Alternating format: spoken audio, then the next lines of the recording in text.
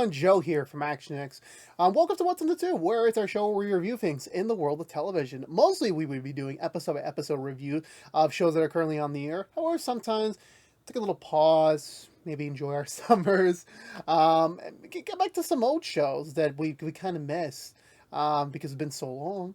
And we do these seasonal reviews where we go back to stuff we reviewed in the past and review it in a full spoiler capacity, which is what we're doing here. We are reviewing CW's Katy Keene, which is gonna really be like a super far into like of all the shows that I could have reviewed in the history of now going into my, I want to say my 5th year coming up for What's in the Tube in terms of my backlog. Yeah, I picked some weird shows. I really did. But you know what? I did it for a reason. I'm not out here reviewing the Game of Thrones. I'm not out here reviewing the big prime show, Shogun's the hit show now. I think that I'm a little far behind on all that. But anyway, for me now, like Katy Keene, I still distinctly remember 2020. We were just at the cusp of the pandemic. I don't think I was planning on it. Actually, no, I do remember distinctly why, but I'll get to that in a second. But so we reviewed Katy Keene all the way back in 2020, all 13 episodes individually. We did a whole season review at the time that wasn't spoiler. We did season 2 predictions video because at the time we didn't get the cancellation notice until after we did our coverage. So we never went back. But now we're at this opportunity. We're like, you know what? It's been more than 4 years since the show left the air. The Archieverse on the CW has since long concluded, now a little bit over a year ago. So I feel it was time, as the summer is kind of winding to an end, to kind of like give a little bit of a, let's go back a little bit. Let's go back to a little pre-pandemic time, to a different time period of the CW, a different time period where like shared universes were a thing. We were giving everyone their own spin-off. Okay, Archie Comics got their own show that somehow lasted for 7 years. Now we're going to give Katy Keene her own show. And honestly, I'll get to more of my initial thoughts in a bit, but again, very different time period. It is so weird. This is like, it's only 2024 versus 2020, but for me, it just feels like a time capsule. It's just like, damn, this just feels like a bygone era, because at the time of this original recording, the CW as a channel has largely been defunct. We only got a couple more shows left, and by that point, most likely they're just gonna, pick up the pieces. Like the CW that was once behind this show, among others, is no longer there. The leadership's gone. The entire creative teams are gone. They've all moved on to do other things, and respectfully so, we'll get to more about that in a second, about how that impacted Katy Keene as a show. But for me, going into it, coming back to it, I was a little bit hesitant, because again, this was pre-pandemic. I had changed a lot during those 2 years. Like 2020 and 2021 were definitive years of my life, where even like, if I go back and watch my old content, like, I felt there was a change in me. I felt not only did my review style kind of change a bit, was getting a little bit more mature, was getting a little bit more critiqueful. That and again, this was like year 1 of What's in the Tube, so I was basically kind of everything, like that was the prime hodgepodge of like picking out shows, and then now it's like I'm being even really more selective than now. So I was a bit hesitant, like, is Katy Keene even gonna like suit me anymore? Because like, I'm reviewing a spin-off of a primary show. I never even reviewed the main shows. I just skipped that because I'll never do Riverdale at any point. I mean, okay, never say never, but at least how I plan the rest of my career on this platform, I don't ever anticipate going to Riverdale. I feel like I would have to hit certain criteria in terms of subscriptions and views to get to that point, which I don't think I'll ever get. So I'm like, you know what? I'm very thankful we won't. I'm very thankful. But with that all being said, all the backstory, because I did it. I made the jump. And what did I think about Katy Keene?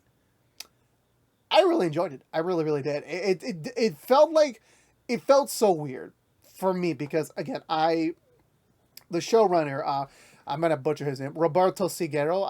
I'm pretty sure I butchered it. I apologize. I know he has a second last name. I do apologize. I'm not even gonna bother going into that right now. But I do know what it is, but like, I'm not gonna even bother pronouncing it because I'm gonna butcher it. But the fact that at the time he was handling 3 different shows in the same universe, and they all had their different core identities. Riverdale was a high school drama that was just testosterone. Chilling Adventures of Sabrina kind of fulfilled that dark fantasy, kind of like the mystical side, kind of giving a different perspective. It was still a high school show at times, but it was trying to be a little bit more different than that. And then we had Katy Keene, which I'm like, okay, they could have just done another high school centric show in New York. They could have done that, but they didn't. They opted to do something a little bit more different, a little bit more that at the time kind of, hit closer to home for me. Again, nowadays it's like it still kind of hits closer to home because again, it is a New York centric show. I want to say they actually filmed the show in New York City.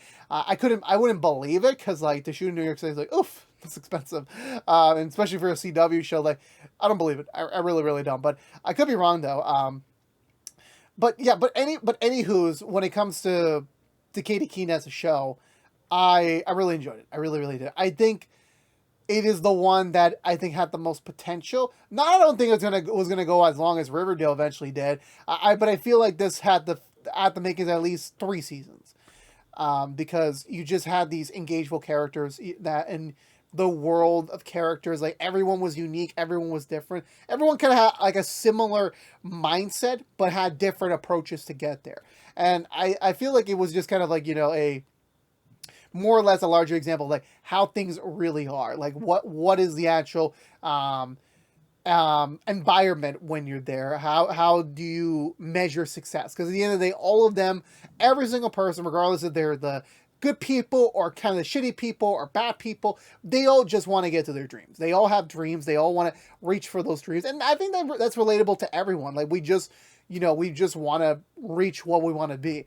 And we all have this, like, I think at the time, like I had this preconceived notion that if you haven't reached your dreams when you're in your 20s, you failed in life and you're just going to suffer the rest of your life and just meander what could have been. And honestly, this show is kind of the example where like, here are these 4 mid-20-year-olds in the middle of New York City, one of the most expensive places to live in, let alone the place that you can have the most opportunities to grow, to actually make whatever you want, whether that's Katie wanting to be into fashion, whether that was Josie to be a famous singer, Pepper starting her own plant, and Jorge becoming being able to profess himself through the art of dance. They were the goals, and they had their rivals, they had the different avenues of just backlashes, their own personal story.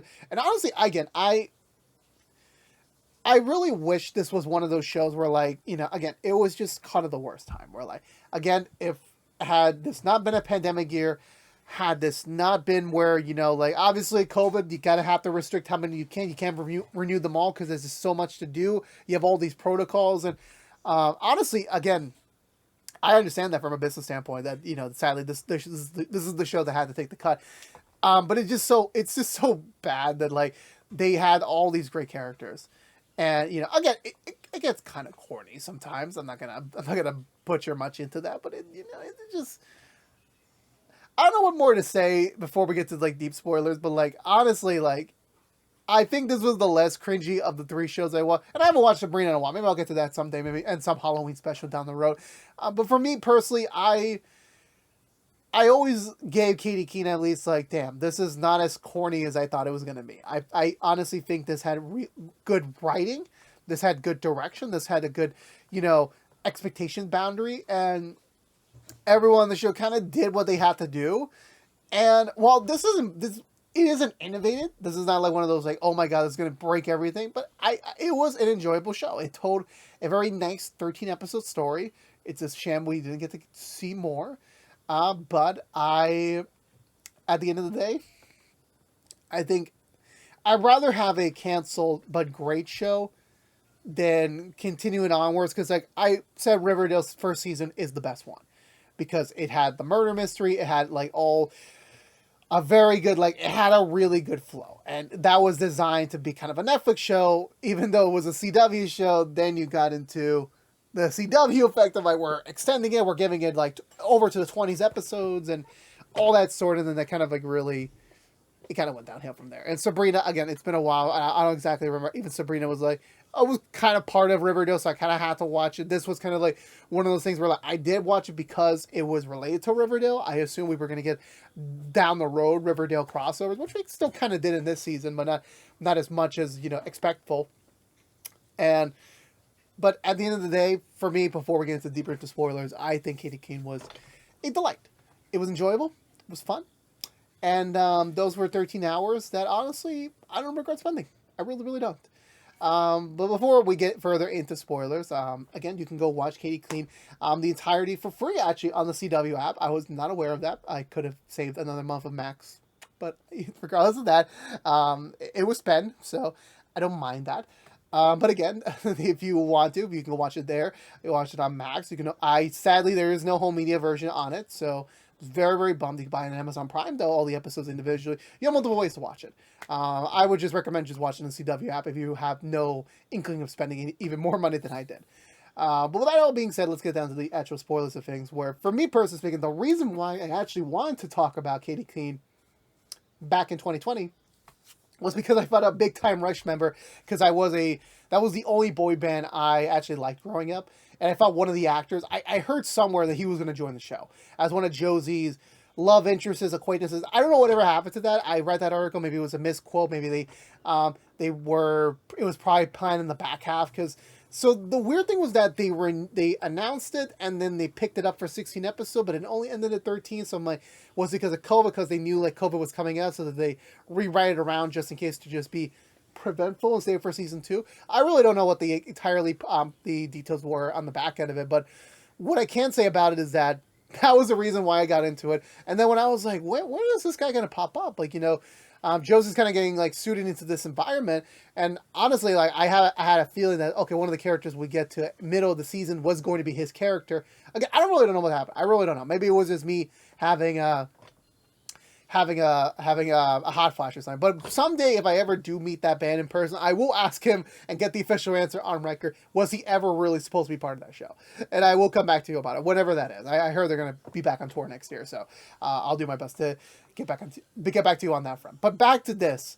And yeah, like that was the original plan, and they actually introduced the character of Katy Keene in a Riverdale episode, which I did an episode review about way back in the day as like my prelude to the review series. And God, that was a nightmare. That was a nightmare to review that episode of Riverdale. I'm like, even like cringe back then was just like, ugh, like I am so thankful. Like, and I was actually scared. Like, if this gets a lot of views, I might have to pick up the show. And I'm like, thankfully that review, that individual review did not justify starting Riverdale. So I was like, thank God, I'm not gonna like deal myself to that. I wasn't gonna do that. But like, despite that, I knew Lucy Hale as an actress. I know she was on Pretty Little Liars for its entire run. And this was like one of her first...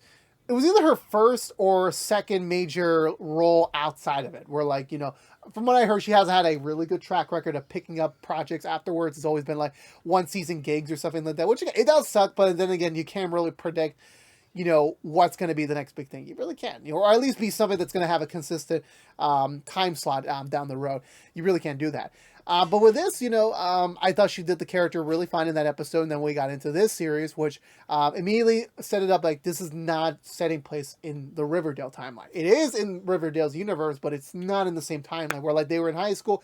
This is a time jump. And if I remember correctly from Riverdale, and it's been so long, I got to do my math correctly, but I want to say we were in the middle of season 4, and I want to say they were pitching to season 5 at that point. And so there was like, this was after Riverdale. All the characters from Riverdale have moved on out of high school, where Josie was in high school. But if I remember correctly, she did leave the show briefly because, let's just say that, again, the primary characters were just Archie, Betty, Jughead, and Veronica. There was no room for Josie. I mean, she had her episodes, but there was no really like an inkling to like really give much more of it. And that was the one problem I had with Riverdale. They never really gave much. They were always jumping around to the next thing. And like, there was a storyline. We were getting somewhere, but it often felt like at times that, hey, oh, you thought this thing was okay, we're just gonna throw it away, or just cancel it, or just do another thing. I mean, I don't remember Riverdale as much as I do, but that was kind of like the vibe I was getting. So I was not surprised they wrote Josie off of it, but at least to give the actress an opportunity, like, okay, we can't give you as much to do in that show, but if we pivot you to a brand new show where you're gonna have equal screen time with the other 3 leads, would you do that? And thankfully, That was the pivot to that. Like at most, this was Katy and this was establishing the character of Katy Keene from the Archie comics, as well as giving Josie much more spotlight this time around. Because I always liked the character. Obviously, she had to kind of go through what the Riverdale story kind of dictated for her character. But at least here, again, breath of fresh air. It feels like a different universe. It feels like a different world for her. For us, if you're jumping from Riverdale to here, then you're obviously going to see the one piece of like, oh damn, this is not the same energy. This is different. This is obviously it had to be different because like you do the one thing you should do about a spinoff is like you never ever just try to replicate the original show. You never do that because at the end of the day it's like, well, why am I watching the same show twice? I could just watch the main show and be done with it. You want to have your spinoff be a little bit more unique, and I think that's what they did here. Where we pick up, I want to say, they say 5 to 6 years after where Riverdale was at the timeline by then. So they're not, none of them are in high school. They're all like young adults kind of already trying to survive in the big city. And the story kind of capitulates where, Katy is, I want to say 25 years old, 24 years old at this time period. She is a aspiring fashion designer. In the comics, I believe she already was, or she kind of already was in the tailskip of being one. Here, she's a total unknown. She's only done local dresses for her best friend Jorge, or doing just like minor, for herself. Like most of her clothes are, designed by her. She doesn't buy anything, off her on her own. She's living with Jorge. She's also living kind of with her boyfriend KO. One of her other best friend is a supposed entrepreneur named Pepper, and then her life kind of changes all in the factor of one day really where her friend Veronica Lodge from Riverdale wants her to like, hey, is it possible? I got my good friend Josie. She wants to move into New York. Do you have a place for her to crash in? And that's kind of where the story begins. And not to say Josie kind of expedited the story, but like at the same time, like, this is where the story really begins. Where before it was just like, Katy works at this department store named Lacey's. It's one of the biggest fashion boutiques in the entire world. It's a very well established one. And that's where hopefully she at least wants to get her start into designing her own brands of clothing. Her dream is to one day have her clothing featured here. That is the goal. That is the dream. But until then, she's kind of have to get her foot in the fashion door one way or another. And then I want to say the opportunity that comes up was that, again, like her next big goal there was to become one of the girls, one of the personal shoppers, which is basically like you are on the cusp of like your opinion matters. Your opinion is second to the big boss who was also in charge when the big boss is there. I don't understand fashion. I really, really don't. But that's kind of her goal because she feels that if her opinion matters to be a personal shopper, then she knows she's on the right track of like, okay, if I know what is hot, then what I design should be hot. That kind of makes it. And that's how I'm getting of it. If anyone's a fashion designer watching this, please correct me. I could be wrong. That's at least the vibe I'm getting from it. But however, there's just been shortcomings because again, and I think this speaks to me being, again, in a different position in my life to when I was watching it, when you stay at a place for so long, when you stay at an employer, and again, in these modern day times, there is no such thing as employer loyalty. They will literally let you go. I think from the pandemic to now has been very clear that like, companies do not care if you stay. They will let you go at any point. So you should focus on yourself. And I feel like at the time, I felt for Katy where like she wanted to stay at Lacey's despite anything that happens because she's still feeling this is the place where my career will begin. I need to stay here. There is going to be an opportunity at some point. And then she has her boyfriend who, again, has his own dreams, who wants to be a professional boxer. He really wants to get into that. And there is a special gym out in PA. No relation to Rocky. Maybe there is. I don't really know. Maybe PA is just a place for boxers. And he gets an offership to be trained under there. And that's kind of like a really big deal for him because this could be his proper next step that where his dreams are. And then at the same time, you have Josie moving in from presumably wherever she was before with her dad, now moving to the city. Because again, this between New York City and LA, these are the two places where you can really blow up as an artist. You can really find some opportunity. And somehow in her first real day of cracking the nut, she goes to Washington Square Park. I want to say, I live in New York and I still don't understand these park names. And she gets scouted by a young entrepreneur businessman named Alexander Cabot. And that kind of, like again, the swooning of like, hey, I'm a businessman. I'm part of a company. I'm trying to get my record label started back up again. And guess what? You are going to be my debut artist. You're going to get a contract, the 6-figure, the whole works by week's end. And then just like Josie's like, great. And that's the vibe of the first episode where like, it feels like most of their dreams are kind of already about to get started. This is where like, okay, now the show's over. Like, I feel like the whole purpose of the show was to get them to their dream. Unlike Riverdale, where like I had no idea what the hell the end goal was. I really don't know. Even by the time the show actually ended, I don't even think that was the purpose of the main ending. Like, I'm pretty sure Katy Keene's main ending was to see all these characters grow up and achieve their dreams. And honestly, you know, it shows the harsh reality where like, no, that's really not what the case is. Where for Katy, she gets passed for the position for a minor technicality, and that's how apparently scrutinizing the design world is. One little mistake, and you're done. You're like literally no longer considered for the role. You kind of go back to square one, sort of. It turns out that the person that Josie was apparently trusting with kickstarting her entire solo career apparently doesn't really have much pull as needed. He only is like, kind of like, he's important, but he doesn't have that much reach, where like he has to kind of go over his sister, who is a higher position than him, and she just rejects it like, no, we don't think this is valuable to the company's time. We're just going to pass on this. And again, this was after they had sex, and I'm just like, damn. Like, this is the one thing, you shouldn't do this for your career. Like, don't sleep around just to get higher in your career. It's not justified. It does happen. It's sadly one of the most undeniable things about any career profession, but at the end of the day, try not to do it. That's my only recommendation. Then you have Jorge, who again is a multifaceted person who he wants to be a dancer, but he's also a drag queen, and he's having struggles to find both because one end he does have a consistent gig at a local bar, but however he is just struggling to get even more attention because he only gets one time. So kind of like how. I don't actually don't have an example for that. I really don't. But it's like a shift. Like, you get one shift and that's it. That's all you get. And as for trying to dance on Broadway, everyone knows this already. But like getting on Broadway is like a whole difficult thing. You have to deal with directors, deal with direction, two unrelated things. And if you don't fit the criteria for both of them, you don't even get picked around. So he's been having some struggling on that. And Pepper, kind of based on the infamous, but the actual real person, Anna Duva. I can't pronounce last names for anything. I can't. But basically, like, it kind of blew up on TikTok a couple years ago, or last year or this year. I completely forgot. Time for my life has become very much non-existent. So there was this real life, supposed socialite trying to kickstart her entire business. This artist center in New York, actually.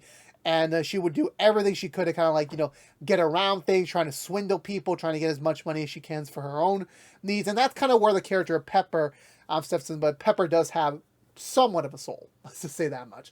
And then from there, by the time we end the first episode, it just doesn't turn out to be the way things are meant to be. They don't achieve their dreams in the matter of one episode. That's not how it works.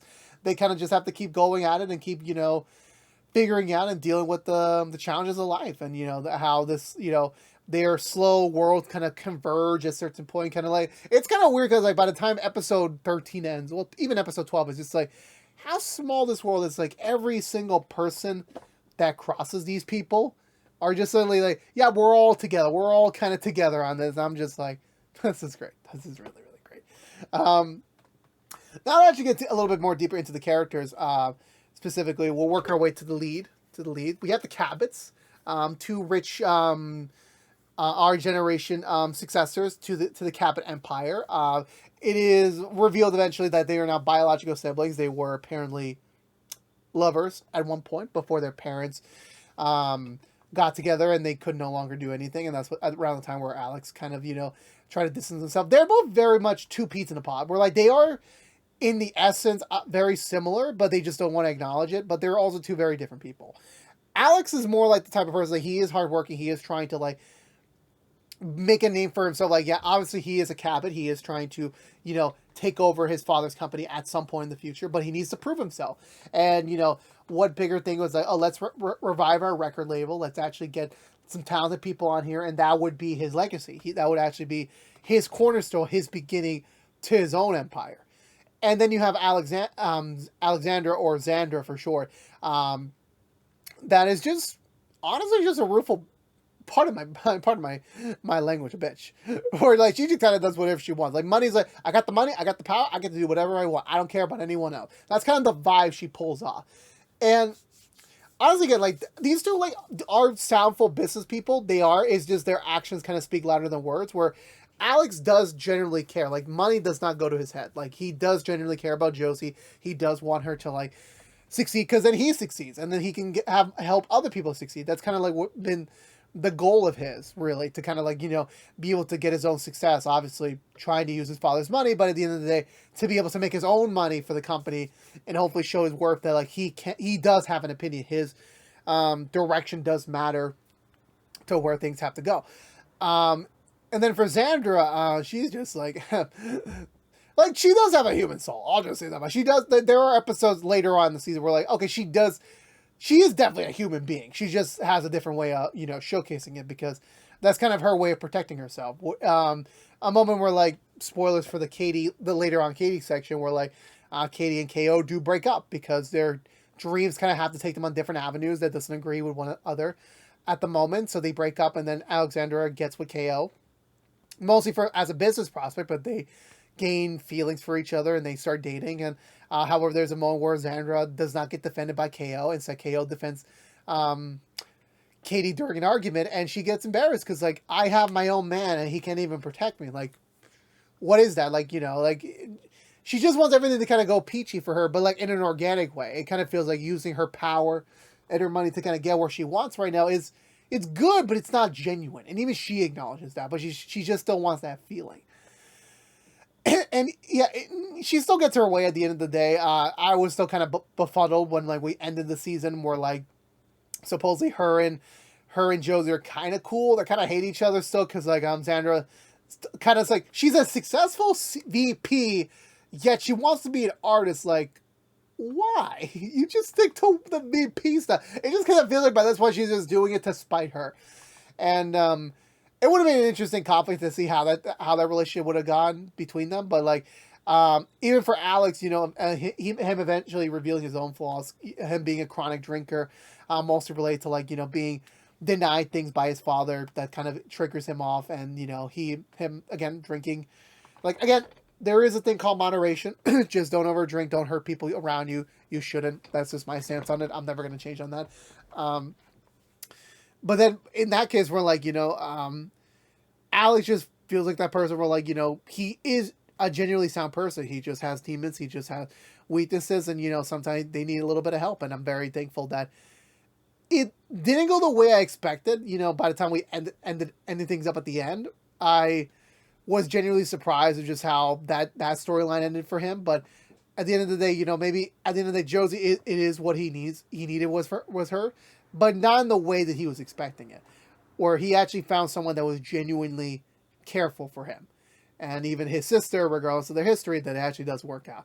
So there were seeds of like where things could have gone between them, related to that. But I definitely did like that, for them. And they were also very funny. They're bickering, especially when Pepper tried to like, do like a parent trap on them, trying to get both of their monies, but like telling them two different things. I'll get to more about that in Pepper in a second, but like, at least for the Cabots, it's like, yeah, no, they kind of fit the mode of your traditional rich characters, but they kind of had their own different layers at the end of the day. So I did actually appreciate, from them. And also I made this running gag, at the time when the show came out, because I think the actress for Alexandra, Camilla High, I think she publicly rejected Power Rangers. That was like one of her big roles before this, and she kind of like erased all that from history, because okay, yeah, it is what it is. But like for me, I'll never forget. I never will. I know she's on American Homecoming right now, so I'm like, okay, she's still kind of got a thing for the CW. She still does. Then moving upwards to the ladder, into the in-between with KO, Katy's boyfriend. And honestly, he is one of the best boyfriends in TV history.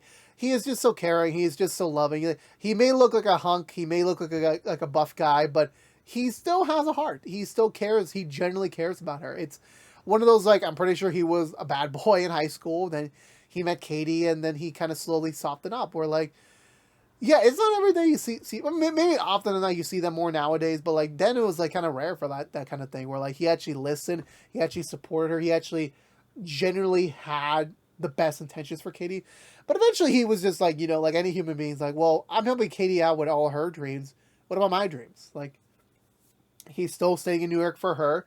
He's still doing all this for her, and there hasn't been much progress. And that was the one flaw I'll admit where like, yeah, he just kind of didn't really, he didn't really like take into consideration that like, like dreams are not done overnight. Like, like there may have been a plan, but at the end of the day, that's still kind of the one problem when it comes to young romance, where you both might not be in the place where you're ready to like, get to the serious point where like at the end of episode 1, KO wants to marry Katy, and I'm just like, I've seen it before. It's fine to get married young, but for me, it's just like, y'all, are you doing this for the genuine reason? Like, I do not, without a doubt, believe they are not in love.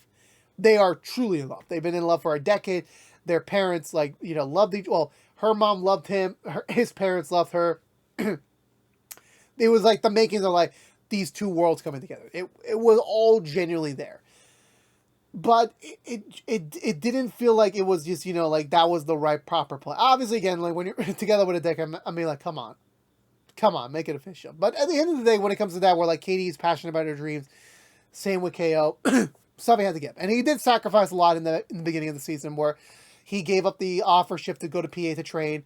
He had to move around jobs just to make things work. He moved in with Katy, but like not in a proper way.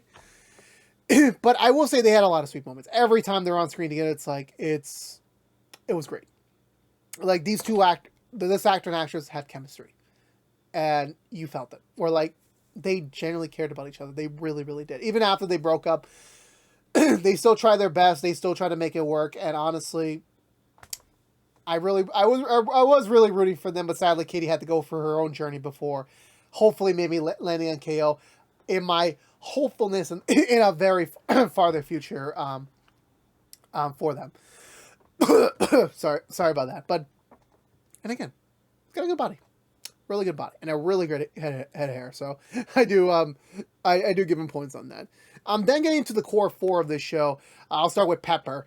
Pepper, yeah, again, like I said before, during the beginnings, where like they kind of base her character off the Anna Duvary character from the, well, not the character, like she's a real I'm not even into it. It's a complicated thing, but they based her off someone else. And honestly, that I felt that energy where like she's just trying to keep secret. She's just trying to like do all this obviously because that is her dream to be able to have her own financially stable business. But at the end of the day, being around Katy, being around Jorge, and then eventually being around Josie, she realized there was much more to that. And I feel like it took a while for me, even the second go around watching this to kind of like realize that like, oh, like she's doing this for them. And that was genuine. And I'll get to more about that second, but like she does a lot of shady shit to get the money she needs. Like she works around money like hotcakes to like kind of like, make it all work. And I'm just like, damn. This woman knows how to scheme. But there was a few more where like she kind of get her comeuppance, and I don't think she ever had a broke down moment crying, which I was like kind of disappointed by because like I know she generally didn't deserve it, but like some of her methods were just not proper. Again, like lying to both of the Caplet siblings that the other one was investing for different reasons, and they got their money just to like be spiteful was just like damn. Yeah, but honestly, eventually getting her own origin story down the season, like I think she was the only character we actually got a proper origin story besides Josie, because like Josie was in Riverdale. It was very sweet, like to come from humble beginnings and just again another aspect of like just she wants to be successful to give her dad, her adopted dad, her dad, the life he deserves because he's always been a doorman. All of his life supporting her, being the dad that she needed. And that was always, her goal to like kind of give back to him, to thank him for all that he's done for her. And the limit she's willing to do to like kind of provide for that was superbness. And then she does make mistakes. No one's perfect. And then by the time we get to the penultimate episode, we're like, it's almost there. The plant's almost ready to go. We're ready to launch. And then everything kind of crumbles down around. Everyone knows she's a liar. Everyone knows she's a thief. Everyone knows about her. Yet she still is genuine. She does admit to them, like, I've been doing all this for you guys, to give you guys a stable platform for you guys to do.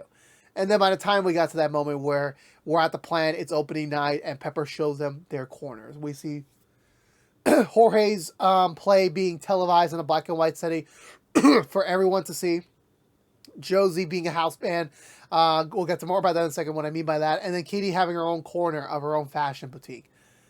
And I believe they're like, damn, this all was just for them. This really was to give them like their own stable platform, you know, in case Lacey doesn't work, in case the Cabin Records doesn't work, in case, you know, Jorge's many different endeavors doesn't work out. They will always have a place here because she generally loves them. And that was the moment where, like, okay, this evolves more than the source material, and I feel like that makes it all worth it. Again, obviously, she had to go for a lot to get to that point. You know, definitely a lot of close calls, a lot of like nervous moments, but eventually she does make it. She does eventually cross that finish line to it. And honestly, by the end of it, it's just like, I really genuinely believe, like, you know, that as much as the multifaceted she has to her, to the multiple different faces, you know, the multiple different layers of a personality she had to create to be able to get to where she is. I think by the end of the day, her core is genuine. And by the time you end the show, it's believable. And that kind of like solidifies her character in a much more bigger way. Jorge. Again, that year was more like, you know, me getting kind of used to new things. Where like, I always use TV shows as like a way to like have me learn things. Whether it's wrestling, whether it's gambling, whether it's, you know, drag queens, or in this case. Like, I always like to know more about these worlds, and something I can read on Wikipedia and like find a video about it online. But seeing it in these shows and seeing it evolve the character, seeing them being presentful for this, where in this case Jorge wants to be a dancer on Broadway. He's also a drag queen named Ginger, and his goal is just to make it to the big time, to make it on Broadway through his own merit at his own pace. And sadly, you know, it's people on Broadway can kind of feel this. We're like, yeah, rejection is hard. Like, there are hundreds, if not thousands, of other people just starving for that spot to get to that role. And some people are more lucky than others. They got the abilities than others don't. They have to work harder. That's sadly in Jorge's case. But at the end of the day, Jorge just wants to live a good life. That's all he wants. He still lives with his folks in a spectrum of saying of like, sorry, I don't know why my throat's like closing up all of a sudden, but like, they live in an apartment building. They're the landlords, and so they give Jorge like a very spontaneous decrease in the rent. At least he doesn't know of it, and it allows him to kind of like begin getting to where he wants to go. Where like he does mention this in a later episode where like he confesses to his parents that he is gay. And they like most parents, sadly, they don't understand, they don't want this, and they kick him out. And that's kind of the purpose of like when he gets closer to Katy, and because like her and her mom lets him move in, and it allows him to like I apologize, but it kind of allows him to like still get that sure footing to like, where does he want to go? Where does he want to get to it? Where by the time we start the series with him, was like, yeah, he wants to get on Broadway. He keeps getting rejected. All because he doesn't fit the dancer type that they're looking for. His Ginger time hasn't expanded, and he just generally wants a publicized relationship. He does want to go out and like Katy and with KO, like just to go out and be with the person he loves. And even his hookup buddy, even though they've been doing it for a year, like he just hasn't been able to take that step because he's also closeted. He's not public like Jorge is. And that kind of like, you know, is like bit of like, oh, I'm missing out on stuff. Like I just want to get there. But it also feels like Jorge also doesn't like really appreciate at first what he does have. Because eventually once he does break up with his hookup buddy and he gets with a fireman of all people, even that's not enough for him. Where in two facets. One, he doesn't understand his own worth. Like, he's waited for so long to have someone to go out in public with and say, yeah, this person is my boyfriend. He is my lover. Look at us. And by the time he gets it, he's just like, why me?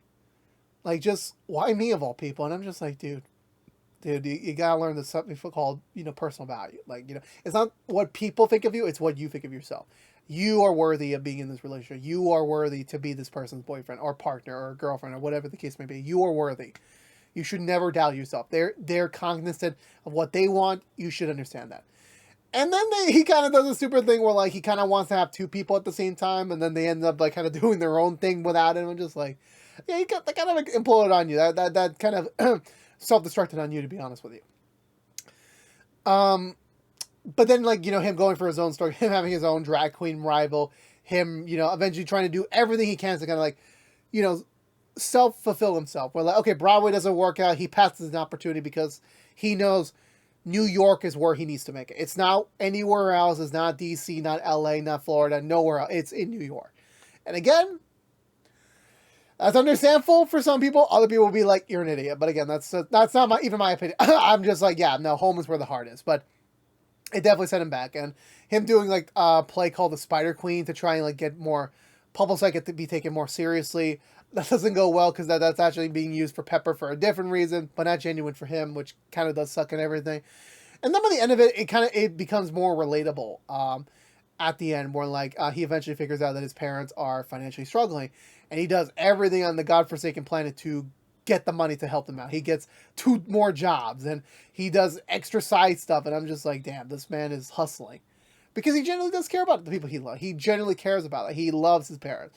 Even though his parents kind of turned their back on him for a little while, he still wants to be there. He still wants to be around for them. And he's willing to do whatever it takes to still fulfill that notion. Especially towards the end, where, like, they do, like, I forgot what's the name of the song. It's a Gloria Estefan song to like, save the block, because, like, the block was being bought out by this mysterious billionaire magnate. Like, who could that be of all people? It's Hiram Lodge. And I'm just like, yeah, one of the hottest Hispanics on the planet. I will hold that to this day. To this day. That is the one thing I think Riverdale, one of the few things Riverdale has given me in my life. Given me, this is the image of a perfect Latino man. Perfect hair, perfect body, and he's rich. I'm just like, that's perfect in my opinion. Perfect.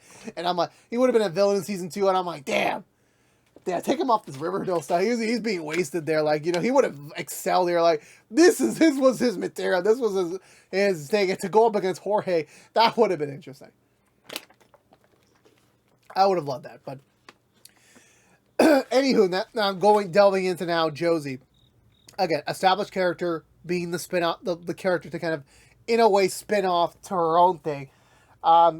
Here she had to learn a lot. Again, like, she was a bit novice, but still very vocal in Riverdale. Here she's had a few years on the road, kind of being with her dad, kind of like, touring around, kind of having this opportunity to, like, really grow her worth. And now she's ready to kind of take it to the solo leagues. Again, she is smart. She very much knows what she wants. She does make some mistakes eventually in the beginning, giving Alex way too many chances to give her career the move she needs. Like, it kind of got a little cliche, and I'm just like, Josie, what are you doing? Like, this man is not going to get you where you need to go. Like, where, like, every episode in the first hour, I was like, okay, we're going to do this thing, and that's going to guarantee you're going to get there. Yeah, and I'm like, dude, like, if after that first feel, I'll be like, I'm done with you. I'm gonna go on TikTok. I'm gonna do whatever I can to get a follow. I'll do whatever I can to get my dream come true. But again, she is still genuine to her core. Again, similar to, like I said before, where, like, she was vocal, but, like, she didn't really have much in the Riverdale world to do, because it was mostly centered around the other characters. Here, again, being one of the focal point, being one of the leads, and, having her own crew, this was her opportunity to be like, okay, now I can actually speak up. Now I can actually, showcase my worth. And I do relate to Josie on that front, where in high school, like, I had a friend group, and in that friend group, I wasn't really taken seriously that much. My opinions didn't really, okay, let me rephrase that. They did, but like I was never one of the primaries. I never was like, one of like the most popular, or like the one of the more people like, okay, no, he's the leader or something like that. Now me in my own case I am, but now as an adult. But what was I saying? But I kind of relate to Josie about that, where like now she's able to like, really make her mark, to really be able to like, say what she needs to say, and and definitely get her point across. And eventually, once we get to the middle and in the latter half, where like she has a rivalry with Alexandra, she kind of gets in the wrong footing with Pepper, and like again, like having to like kind of be still the new girl in the group. But, like, she is taken seriously. She does have a role. She does have a voice. She does have a say in thing.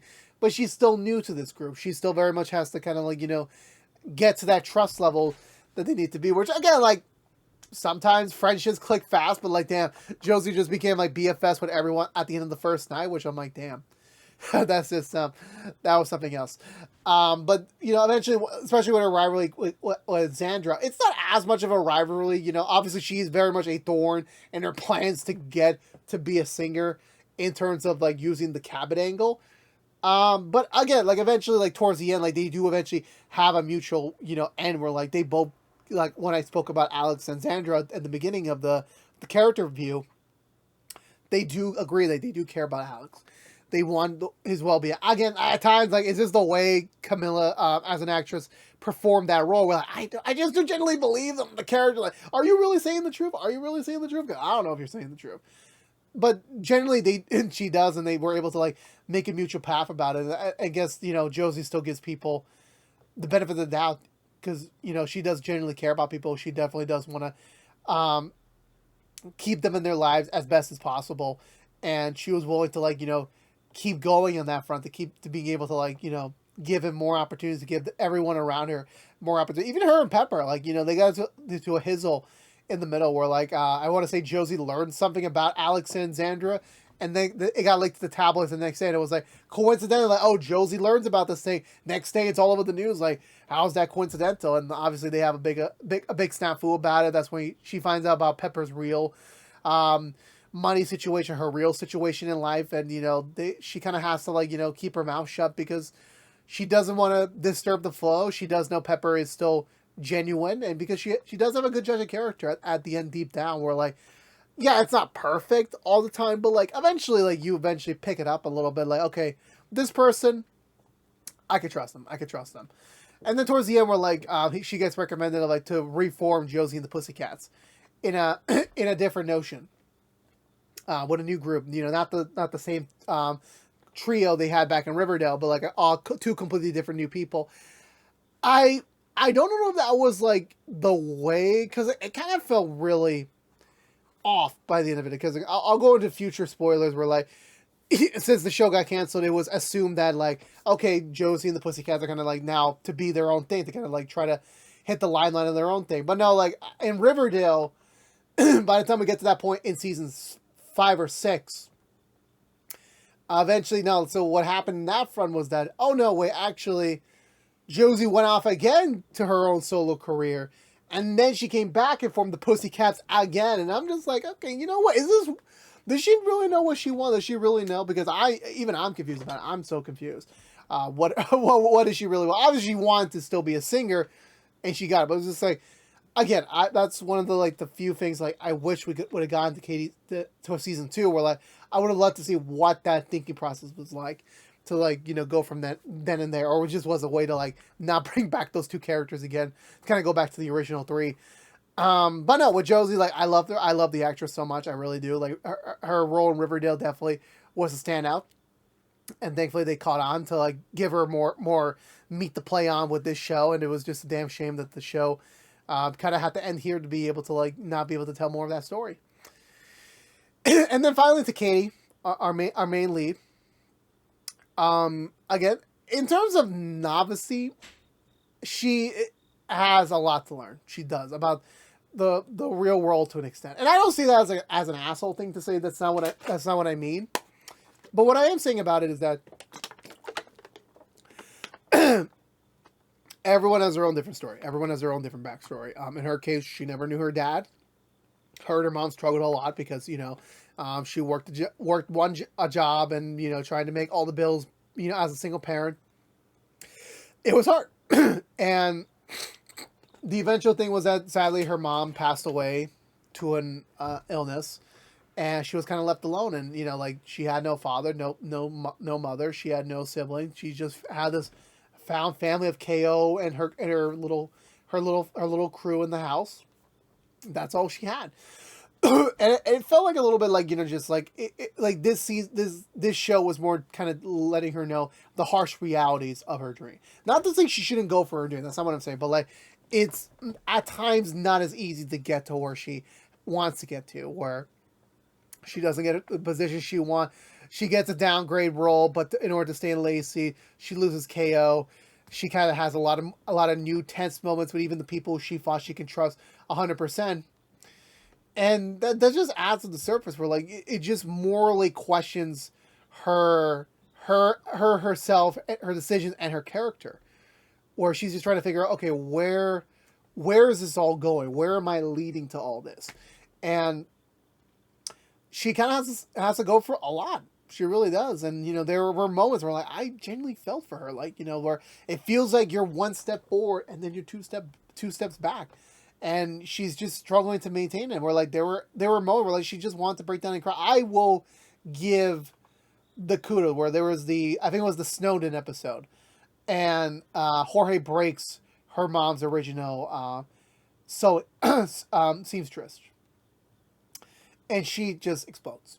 Like I genuinely was like, damn, this is like the pinnacle of Lucy's acting. Like she really made it believable. She really put a lot of emotion into that scene, and it made me really feel for Katy. Or like, sadly, life is shit. Sometimes life gets really hard, and the people you can depend on. Like I don't know what the feeling's like because I still have my parents. I am with someone for more than a year, and I love her so much. Like, and I have all my friends. Like I'll never really be alone, but like. To not have like at least in my like the thing of like not having my parents or the person I love right now would be fucking horrible. And the fact that Katy is kind of going for this alone, but she's not. It's like it's just so much for her to learn, and then all the these opportunities come over like. Oh, a prince falls in love with her. Oh, and then this like well-known designer also has a thing for her. It's just like, damn, this like, all this is happening right now. Like, damn, well, like, where was Josie like a year ago? Like, damn, this was all like, this was all new. But in her, at the end of the day, her own priority deep down has always been about her dream. It's always been about trying to get to that point where like she's the Met Gala is filled with designs of hers. Like that's always been her dream to get to that point, to have her name be recognizable like everyone, like every other designer. That is her dream, and it's a harsh reality. It really is. Just everything she's going for. Even she gets rejected to her dream school. She loses the love of her life. And it's. I always feel for her. I really do. And then like, she always picks up the pieces. She always puts like a smile on her face because again you got to keep going, and I think she's a prime example of that. Like no matter how many times the world knocks you back, you gotta keep going. You gotta keep going. You never know when the next thing's gonna pop up. You never know. And again, a lot of things popped up, but like it didn't deter her. It just kept her to keep going.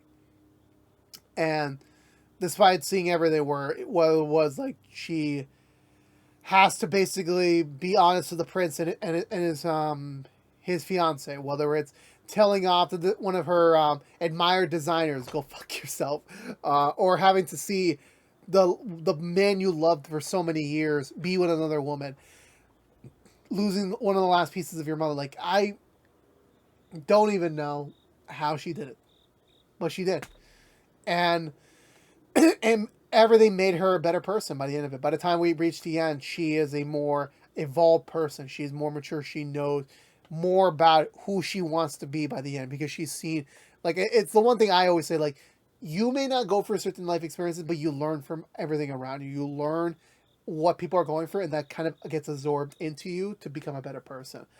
And one of the many things that I was kind of like disappointed we didn't get to was her father's identity, where it's assumed it was a Lacey person.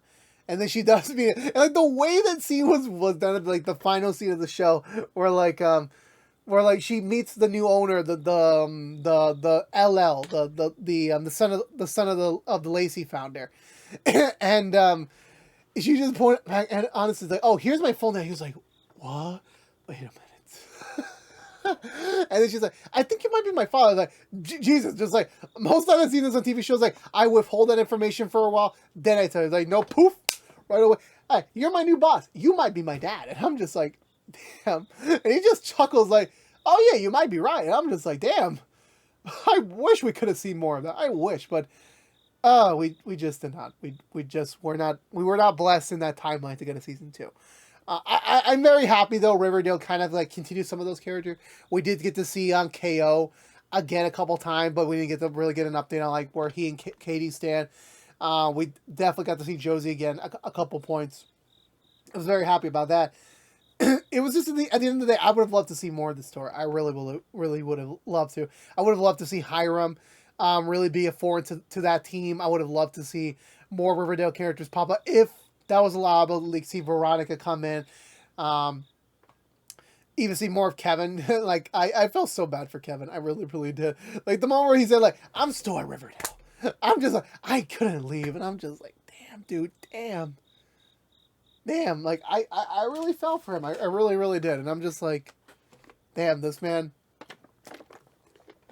did not get the best end of the stick. He did not. But at the end of the day, by the end of things, to kind of come into a close, I think Katy Keene was a delight in the Archieverse. I definitely think for me, it is the most enjoyable piece from that universe I've watched. I definitely will not be against seeing the show again down the road in the future in some shape or iteration. I still hope maybe someday we'll get that season 2. I just don't think so. I think, like I said about the CW earlier, I think that's a ship long gone. I don't think we'll ever get to see that point again. But I'll at least give them the consideration to thank the writers, the whole team for like, you made 13 very enjoyable episodes. Not perfect, not but it was very nice. It was a very nice show to see. And it was one of those rare cases where like, that should have deserved a little bit more. It should have. But at least at the end of the day, you know, I was glad to get those 13 episodes. I was glad to watch them live, so watch them again now and be happy with the final product, regardless if it wasn't technically finished. But with that all being said, I would recommend Katy Keene. I recommended you watch it. I don't think it's a binge. It took me a couple weeks to get through it, but I definitely think like if you have some time to spare this coming fall, you need a good weekend show to kind of simmer in. This was a very nice show. It was very much so. I would not recommend Riverdale though. I would not. That's a chore and a half. And I watch Grey's Anatomy. But with that all being said, let me know in the comments down below. Did you watch Katy Keene? What did you think of it? Did you like it? Did you love it? What did you think of it? I would love to hear your thoughts down below. I don't get to talk about this stuff sometimes. I would just love to have a conversation. But with that all being said, I believe that's going to do it for me today, everyone. So for otherwise, it's been What's the Two from ActionX. Haven't reviewed the entire series of Katy Keene. If you want to know, we're doing normally What's the Two besides our Katy Keene specialty review, seasonal review, however you want to pivot. We have a couple more coming up for the remaining September period. We're doing Nancy Drew. We're doing Perry Mason. We're starting a brand new review series at the end of the month called Madlock. Stay tuned for all that cool shenanigans. But again, please, thank you so much for watching. Again, please subscribe if you haven't yet. Like, favorite, share if you want to. Ring that bell for notification when our next video is live. Like, favorite, share if you want to. And follow us on social media. But until we see each other again, thank you so much for watching. Please stay safe out there. Be good to each other as always. Peace out.